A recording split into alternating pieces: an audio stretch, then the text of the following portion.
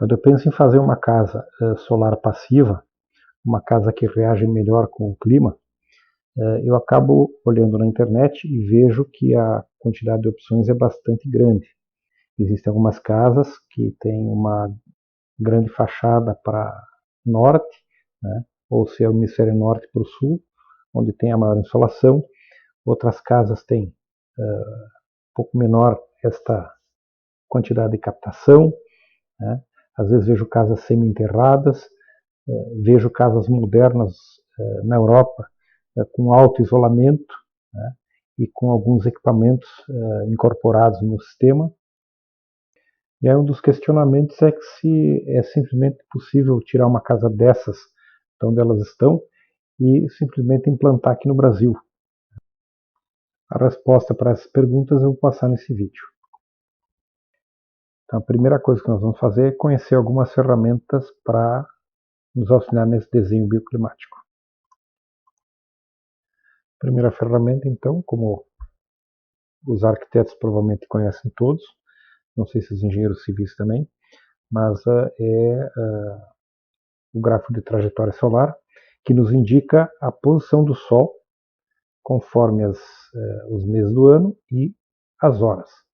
Então eu tenho o solstício de verão, em dezembro, e depois os equinócios e o solstício de inverno, marcados todos os meses e as horas do dia, a posição onde o Sol vai estar. A outra ferramenta é um gráfico onde são representadas as temperaturas médias horárias mensais durante o ano inteiro. Então, eu tenho marcado aqui no meu gráfico as temperaturas abaixo de 13 graus, o verde mais escuro, entre 13 e 18 graus, que é uma temperatura amena, os horários e meses onde eu tenho essas temperaturas, onde eu tenho as temperaturas entre 18 e 24 graus, e aonde eu tenho temperaturas acima de 24 graus no meu dia. A terceira ferramenta, ela cabe uma explicação um pouquinho mais alongada.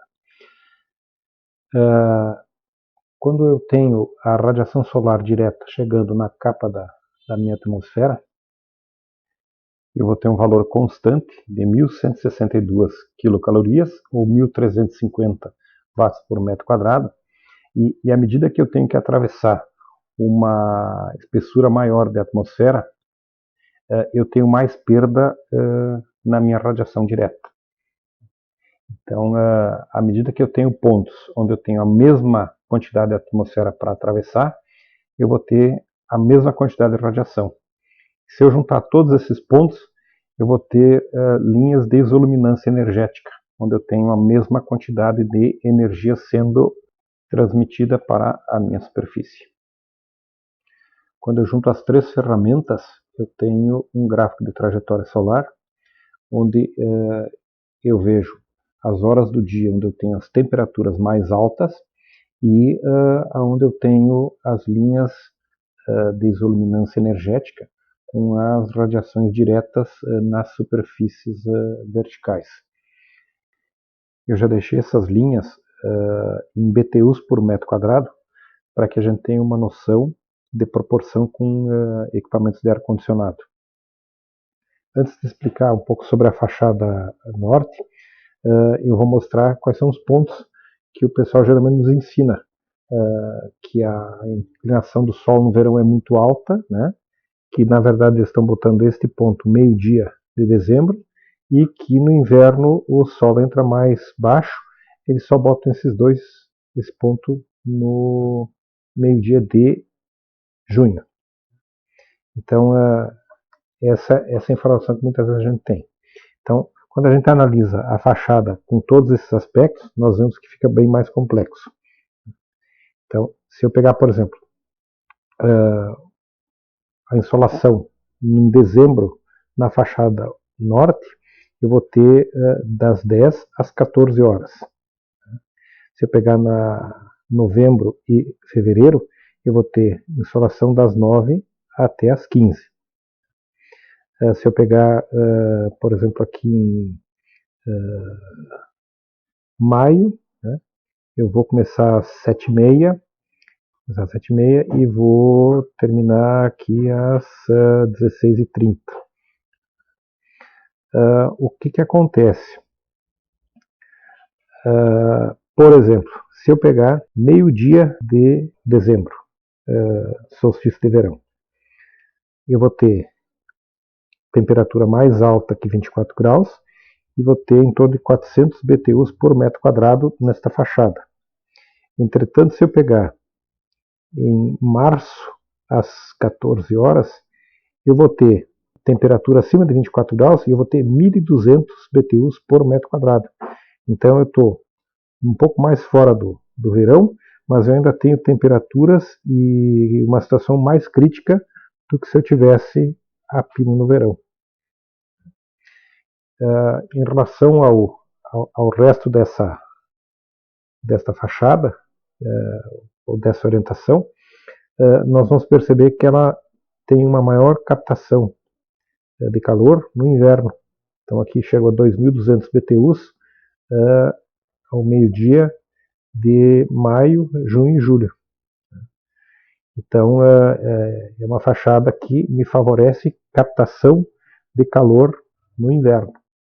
Na condição de verão ela tem pouca radiação, mas na meia estação temos que cuidar as temperaturas acima de 24 graus. Então a fachada leste, a maior insolação dela vai ser pelo período da manhã, e se nós observamos as linhas de isoluminância energética, nós vemos que a maior insolação ela se dá às 8 horas da manhã de dezembro. Então, eu tenho no verão, eu tenho uma insolação bastante grande, no inverno até não é tão pequeno, então favorece um pouco de captação também para inverno. Ela é muito similar à fachada oeste, né, na questão das linhas de isoluminância energética. Na fachada oeste eu vou ter a maior radiação às 16 horas de dezembro, e num período que vai até março. Qual é a diferença entre as duas fachadas? Né? Na fachada leste, eu tenho as temperaturas mais baixas do dia. Então, se eu tiver algum aporte de insolação, não vai ser tão comprometedor. Né? Na fachada oeste, eu vou ter a soma entre a maior insolação e as temperaturas mais altas do dia. Então, é uma fachada que eu vou ter que ter algum tipo de tratamento um pouquinho diferenciado. Fachada sul, então não vai sofrer interferência das linhas de isoluminância energética. A única interferência que ela vai ter é realmente da temperatura do dia. Eu vou então pegar um exemplo de uma casa da Nova Zelândia. E por que da Nova Zelândia? Porque eles têm um clima um pouco mais frio que o nosso. Eles já têm uma tradição de construção de casas solares passivas. E como eles estão para baixo da linha do Equador, então fica fácil da gente fazer uma comparação, porque a fachada com maior insolação deles vai ser o norte. Eu vou utilizar como base um projeto feito por um arquiteto para um concurso do governo da Nova Zelândia para casas solares passivas econômicas. Então a casa tem os seus ambientes principais, né, os 3 dormitórios, sala de jantar conjugada com a cozinha e a sala de estar, com orientação norte, com grandes esquadrias para captação do calor, né? Algumas paredes internas inerciais para absorção desse calor e guardar o calor durante a noite, além do piso e da laje de forro da casa. Para o lado sul, alguns espaços tampão, como a garagem, banheiro, uma rouparia e banheiro do dormitório do casal. As envolventes externas da edificação também são muito bem isoladas. Se a gente comparar com uma parede de tijolo furado, rebocado dos 2 lados, com 20 centímetros de espessura, essas paredes elas têm 5,28 vezes mais isolamento que essa nossa parede de tijolo. O isolamento do telhado ele é bem superior a um isolamento do telhado nosso.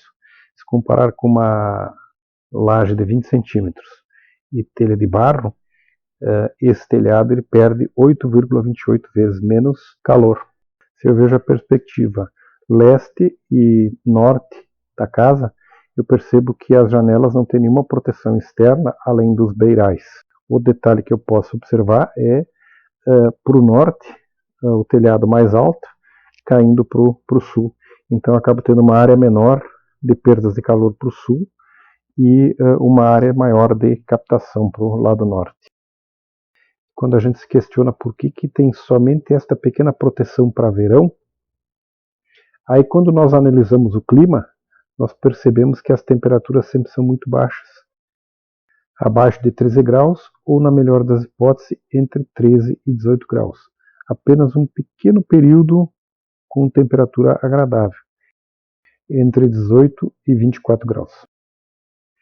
Quando eu vejo o gráfico de trajetória solar da cidade de Wellington, na Nova Zelândia, e aqui da minha cidade, no Brasil, eu percebo que as temperaturas mais baixas aqui na minha cidade ficam no período da manhã até as 9 horas, em maio, junho, julho, agosto até setembro. Enquanto que na Nova Zelândia as temperaturas mais baixas começam nas manhãs de abril, maio, em junho já fica o dia inteiro, julho, agosto, setembro, o dia inteiro. E vão até as manhãs de novembro com temperaturas abaixo de 13 graus. Desta forma nós conseguimos perceber que eles não precisam dessa proteção nas janelas e que aqui no Brasil nós vamos precisar de um tipo de proteção externa para essas janelas para períodos de meia estação. Eu ainda faria 2 intervenções a mais na casa, que seria fechar a janela do dormitório para o oeste e tentaria aumentar um pouco mais ainda a inércia térmica da casa, que favoreceria bastante para o nosso clima. Vamos supor então que essa casa, sendo bem isolada, em vez de eu ter inércia térmica interna, eu utilizasse uma construção leve, por exemplo, um steel frame, e aí sem massa. Eu acabaria tendo que ter um sistema de climatização para verão, mesmo que a quantidade de energia gasta fosse pequena. Mas como não tem inércia, eu necessariamente eu vou ter que retirar uma parte do calor que as paredes não vão conseguir absorver. Bom, pessoal, espero que vocês tenham gostado do vídeo. Se gostaram, curtam, compartilhem. Se tiverem dúvidas, deixem nos comentários. Eu tento esclarecer todas as dúvidas que vierem. E até uma próxima. Muito obrigado, pessoal.